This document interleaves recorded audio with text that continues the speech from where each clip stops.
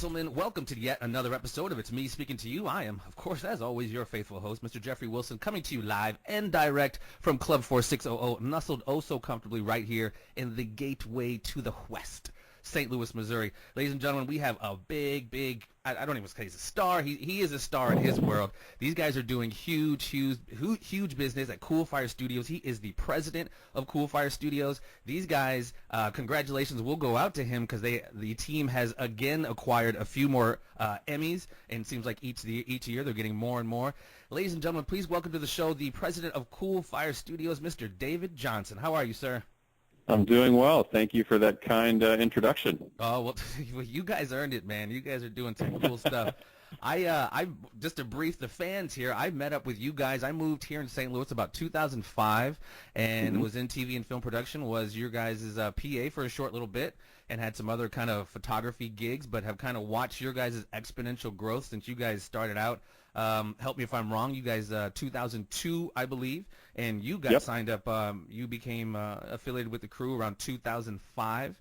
And folks, these guys, Coolfire, I mean, kudos to these guys. They are all over the dial, from Sweetie Pies to Funeral Boss. I mean, their programming is all over. History Channel, Discovery Channel, Sci-Fi, the O Network. They are everywhere, ladies and gentlemen. And Mr. David Johnson, why don't you brief me, if you don't mind, prior to your stint with Coolfire, what is your experience like, or what got you into the business of production? Were you always a production guy? Yeah, well, I kind of stumbled into it, actually. I graduated from the University of Missouri in 1994 with essentially a worthless degree. It was an interdisciplinary studies degree, which basically meant that I didn't want to spend the time to go through and get the proper degree for journalism or advertising or marketing, but interdisciplinary studies allowed me to basically get the equivalent of just under 3 minors. So I had marketing, graphic design, and business psychology, and I finished up, and I wanted to move to a big city where it was warm all year round. So I picked San Diego, Phoenix, or Houston, and on Halloween Day in 1994, I took off driving, and I got down to Joplin, Missouri, and I go, you know what, I don't know anybody in San Diego or Phoenix, but I got an uncle that lives in Houston. So I called him up that day and said, Uncle Ovid, can I come down and crash on your couch while I look for an advertising job? And he said, sure, come on down. So the next thing you know, 12 hours later, I'm in Houston, and I ended up living there for 5 years. And I got an advertising job when I first moved there, but I hated it and started questioning what the hell have I done for the last 4 years of my life in college. And so I started selling clothes at Banana Republic and bartending at night. And lo and behold, I met this director one Saturday afternoon. I sold him a bunch of shirts, and we started talking about what he did for a living, and he told me he was a commercial director, and he said, man, if you get that much of an interest in it, it's like you got to come out and be a PA. I said, great, what's that? And he goes, what's a production assistant? I go, great, what do I do? And he goes, well, somebody needs a Coke, you go get it. Somebody needs, some wardrobe, you go do that. It's like, I can do that, sign me up. And so as it turned out, this guy was a director for the top production company in Houston. I didn't know that at the time. And my first shoot was for Academy Sporting Goods. It was in the middle of summer. It was like 105 degrees, and they were shooting a hunting commercial. And this was back when we were shooting 35-millimeter film, and they had this huge dolly set up out in this field and all these lights and stuff. And I fell in love with it, man. I mean, I was walking around going, you're a gaffer, what do you do? You're a key grip, what do you do? These are all names you saw at the back of the movie, and didn't know that you could actually make a career doing it. And so I ended up freelancing for these guys for about 3 months. They hired me on as a production coordinator full-time, and then within a year I was producing spots for Walmart, Nations Bank, Goya Foods, Texaco, and taught myself how to edit at night. I had zero social life just because I just fell in love with the business, and that's how my career started. And then after that, I started going to the South by Southwest Film Festival, and I went to this one screening, and I'm giving you kind of the long version. Hopefully you can edit this down. Feel free. But I was watching this movie called Book of Stars, and sitting next to me was, I'm going to show my age here, was Mary Stuart Masterson. I don't know if you remember her from I do. Some Kind of Wonderful. But I had a huge crush on her, and she's sitting next to me in the theater. And I had made up this production company named Domino Effect Productions just so I'd look like I'd fit in a film festival. I'd never made anything. And I go, you're Mary Stuart Masterson. She goes, you're David Johnson from Domino Effect Productions. I go, what are you doing here? How'd she know and you? She goes, I had my badge on. I had my badge on from the festival. And so anyway, she goes, well, I produced this movie and I star in it. And I go, you're kidding me. And she goes, well, what do you do? I go, well, I'm an up-and-coming filmmaker. And she goes, that's great. Well, the lights dimmed, and I found myself watching her watch the audience, watch her movie, and I go, I want to do that. So within 3 months, I packed up everything I owned in Houston. I had a good living there, and I moved to L.A., and I basically started over. So I moved there in 98, yeah, and then lived out there until 2005, but I got out there and I immediately started interning at Outlaw Productions, which had produced Sex, Lies, and Videotape and Training Day, and they produced a couple of duds when I was there. It was like Ready to Rumble and this movie Gossip, but I was reading scripts every week and fell in love with that, and then about 6 months in, I'd been putting my resume out there, and I got several job offers on one day, and one of them was for this smaller production company called Sunlight Productions. Two brothers, Mike Binder and his brother Jack Binder, and Mike most recently produced and directed and starred and wrote in the film Black and White, which had Kevin Costner in it, and was getting a little critical acclaim this time last year. But he was in the midst of shooting a movie in London and had another one in development, and then had a TV show in development at HBO, and they needed somebody to run their LA office. And I jumped in. They threw me to the wolves, and I essentially came on as an assistant first, but they quickly realized I was capable of doing a lot of things. So they had me going to take meetings with the development executives at HBO while they were in London shooting this first film. And the first film was called Londinium, had Colin Firth and Mariel Hemingway and a bunch of British stars in it. I ended up getting a co-producer credit on that. And then the second one we produced was a film called The Search for John Gissing, which had Janine Garofalo and Alan Rickman in it. And Mike, again, starred, directed, and acted in all his own stuff, and he had a good part in Minority Report, which was the Steven Spielberg film, so I was around when he was doing that. And then we got this HBO show greenlit called The Mind of the Married Man, and I stayed on for the first season of that, and then I got the directing bug, which everybody does, and I quit and started my own company and directed my first short film, raised $15,000 back in the day, and shot my first short film on film, and took it to film festivals. My first film festival was 2 days after 9/11 at the Big Bear Film Festival, which was really strange. I mean, they didn't know whether they were going to continue to do the film festival or not, and everybody said, you know what, we need to keep doing what we're doing and go make films. And I ended up going to about 20 film festivals with that short film. What was the name of the I'm sorry, what was the name of that? The short film? Short film was Flush. So if you can find it out there on the interwebs somewhere, good luck. It was I'm gonna try. Yeah, fun piece. I'll see if I can send it to you at some point. But I met another writer-director at a time, and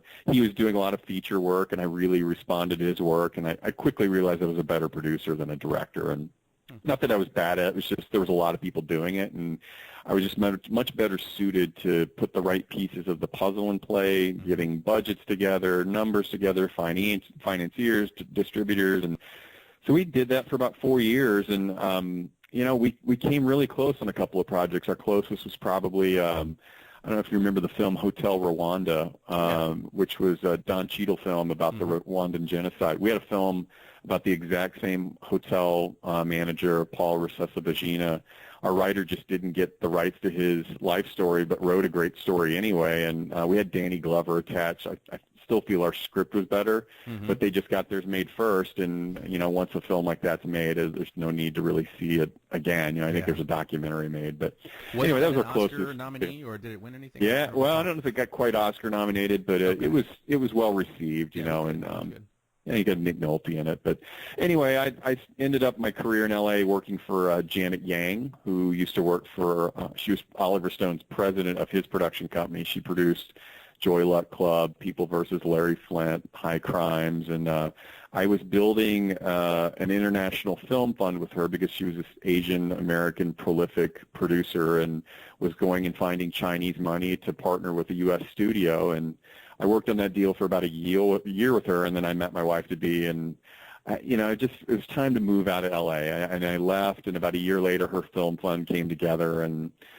good for her. I still stay in touch with all those folks, and I still got a lot of friends out in the biz. But it was 2005. It was about when you and I met, and I walked into Coolfire, and at the time they were not doing any work with really any major ad agencies in town. They were doing some nice work, and there's some really good talent here, but it was really just a matter of good talent being undiscovered. And I had a bunch of buddies that worked at advertising agencies, and my job was initially in sales here, and anything I sold, I produced. And so Cool. I immediately got some wins on the board, started building up the book of work. I mean, there was literally 7 or 8 people working here at the time. And, we've grown significantly since then. We've spawned off other companies. And as we built our commercial body of work, it allowed us to take some risk in other areas. And, the commercial work, we still do that today. We will continue to do that. And that's anything that's basically brand funded. But about 4.5 years ago or 5 years ago now, we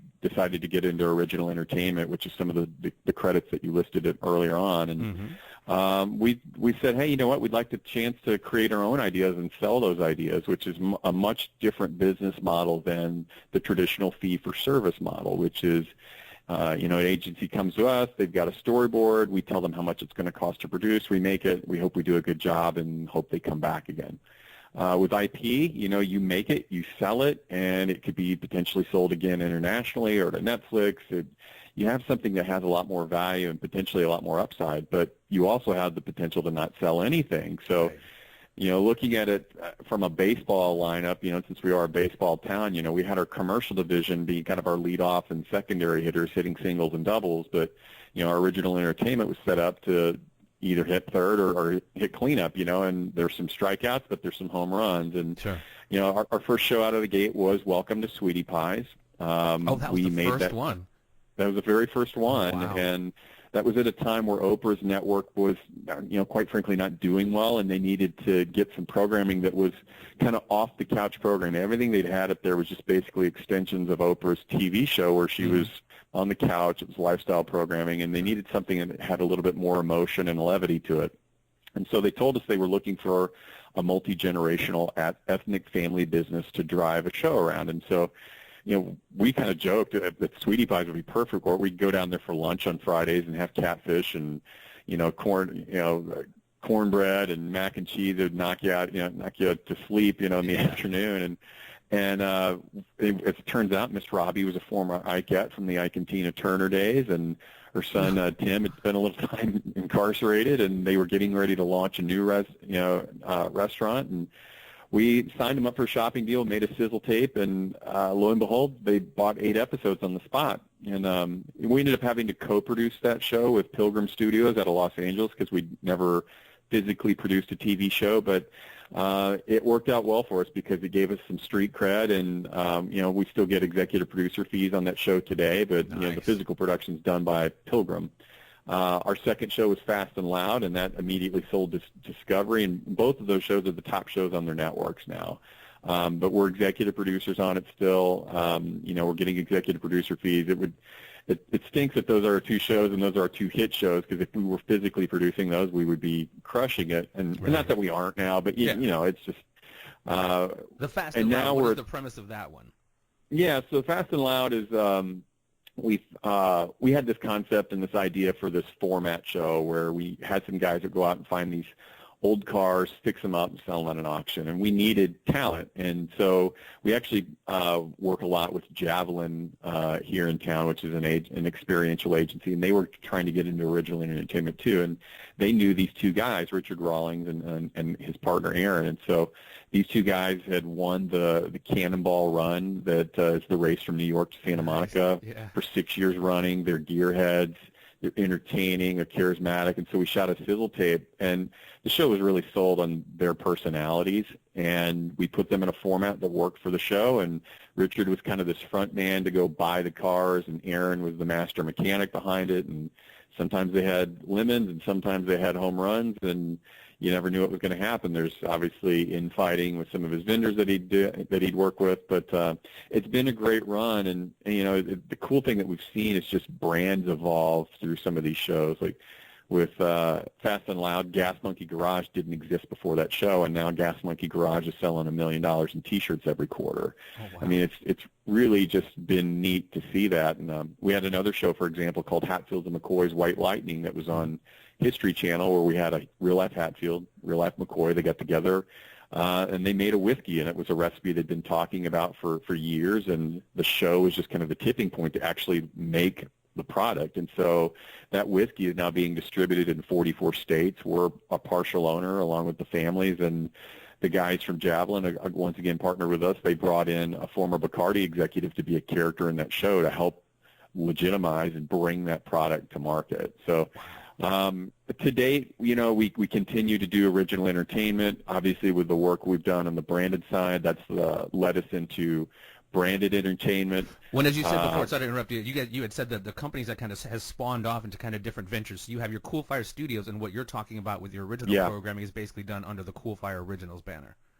Well, no, it's all Coolfire Studios now. We merged everything together 2 years ago. So under that Coolfire Studios banner is everything. Commercial, original entertainment, branded entertainment, and something new that we're calling audience development and digital engagement. So we actually have a group now that's going out and helping brands build platforms for YouTube. So going out and creating content that resonates and plays well on YouTube, because brands' channels are always on now, and so they're looking at us not as a production company but an entertainment partner to create content that works well on those platforms. And so we're super excited about that. It's very data-driven. I've got data scientists on staff. If you'd told me 2 years ago that we'd had data scientists on staff, I'd go, great, what is that? But is that something time. I saw one of your employees, and it happens to be a friend of mine as well, and a friend of yours, obviously, Mr. Jeremy Coures, who is your vice president, I believe, of digital marketing. I recently had a post the other day. He was in Chicago with YouTube, and I kind of asked him about that, and he said that was because his channel had exceeded X amount of subscriptions,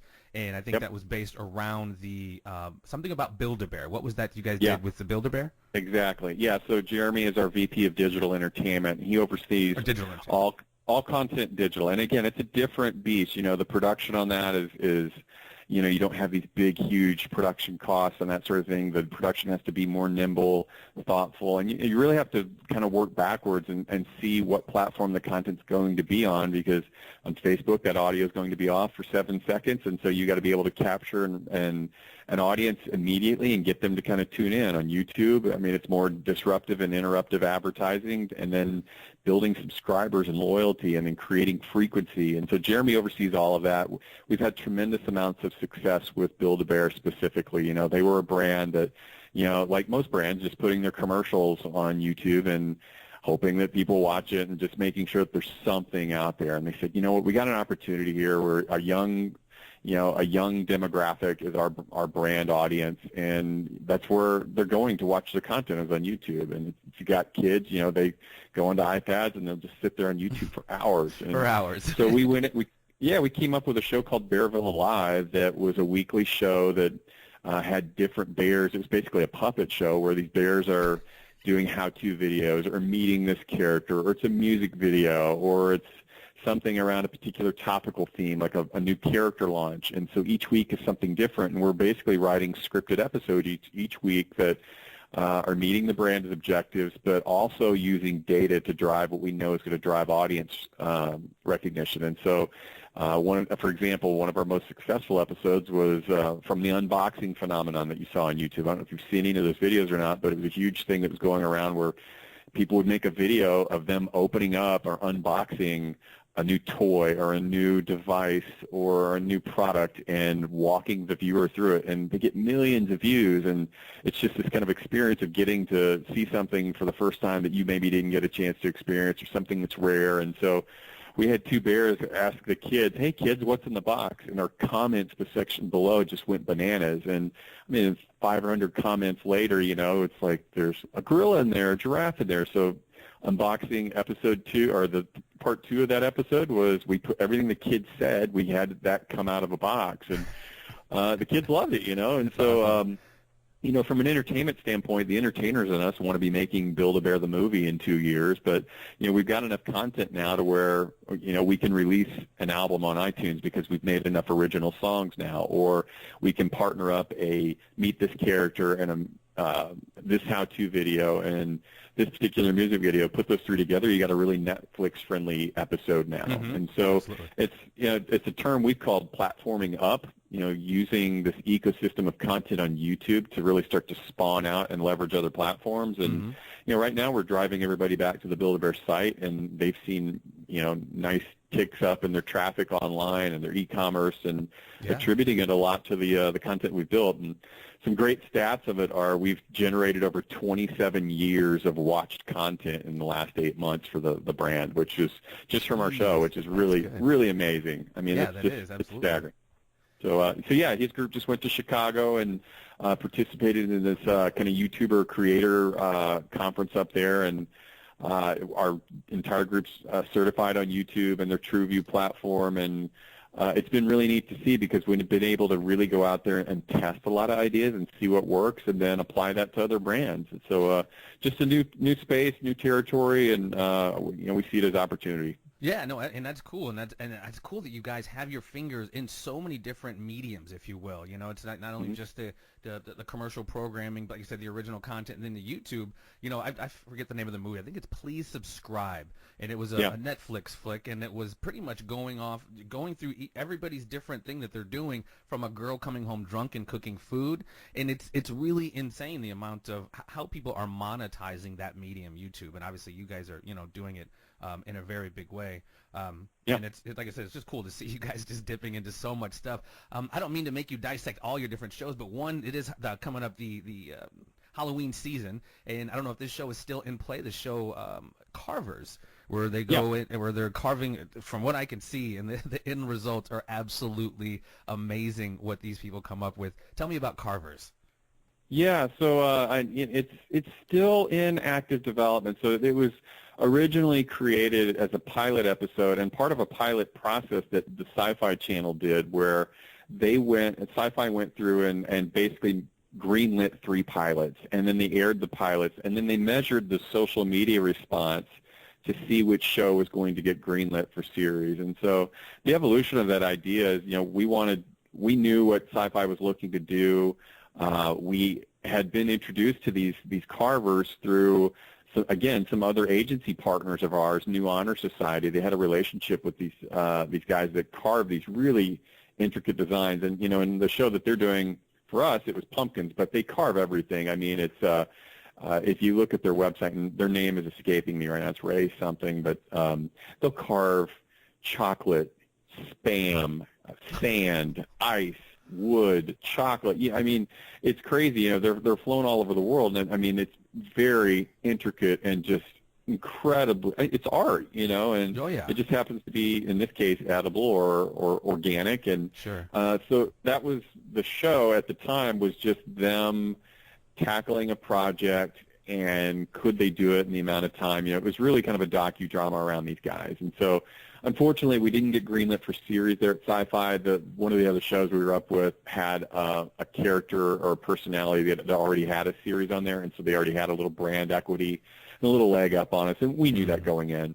But we did have an opportunity to pitch that show elsewhere and kind of reformat it as more of a competition show to find other carvers out there. And so that is in development. We looked at Destination America, I believe, with that, a few other networks, but I think it's still just an active development with a lot of networks, which happens. I mean, there's always shifting development executives at these networks, and people come in with different mindsets, agendas, and even different audience objectives, and it changes biweekly and monthly. And we're represented by a creative artist agency in New York and Los Angeles, and it's great to have a big agency partner like that, because they can give us those insights and what those industry shifts and network shifts are, so that we can pivot anything that's in our development pipeline to change format, or focus more on the character, or focus more on the world that the character's living in. And that's just kind of the nature of the beast when you're getting into non-scripted entertainment. Yeah, and I think that's important, like you mentioned, understanding the data, or the metrics, for lack of a better term, really does kind of help streamline the operation. So everything is, you know exactly what you're doing, you know exactly who your target audience is, etc. Man, that is so cool. I could honestly talk to you about so much about. I'm sitting here on your website looking at all these shows. I'm like, what about this one? What about this one? But I'm just going to check it out for myself. You guys, like I said, you guys have no shortage of stuff on your plate, my friend. So I know you guys just stay busy. But I will mention, we will divert for one moment. Yesterday, this was a bit of a sad day in the city of St. Louis, as our birds went up and lost in the old Chi-town. What do you think, man?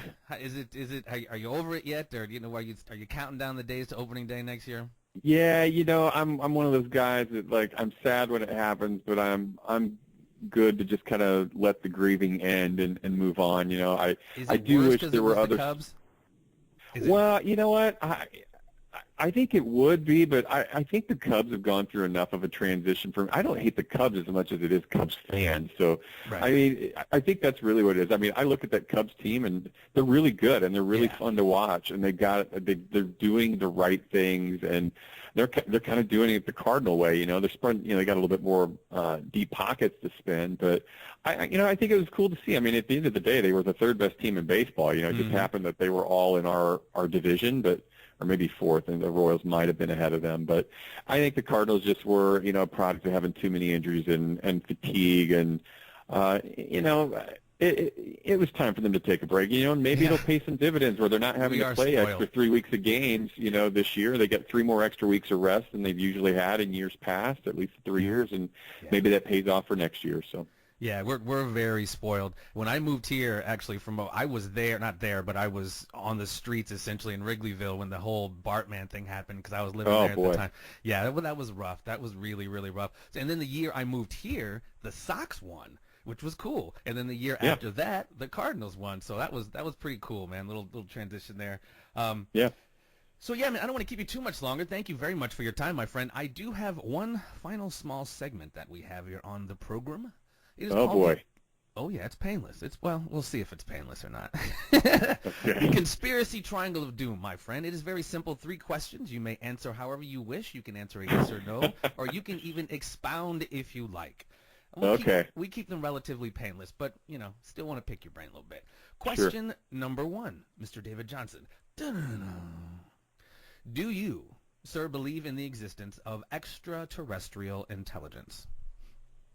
I do. I believe the world's a pretty big place, and if you look up there in the sky and you don't think there's something else out there, I think that's a little naive to think. I think, yeah. When literally every star is a potential sun. So it's like, really? We're the only one that had a sun with something around it? Yeah, I don't think so. Yeah, we're the only ones smart enough to figure this out? I don't think so. I don't think so.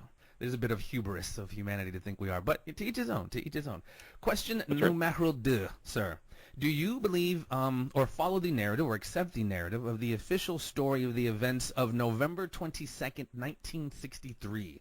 A gentleman by the name of Lee Harvey Oswald firing 3 shots from the Texas School Book Depository, hitting John Connally, and killing our 35th president at the time.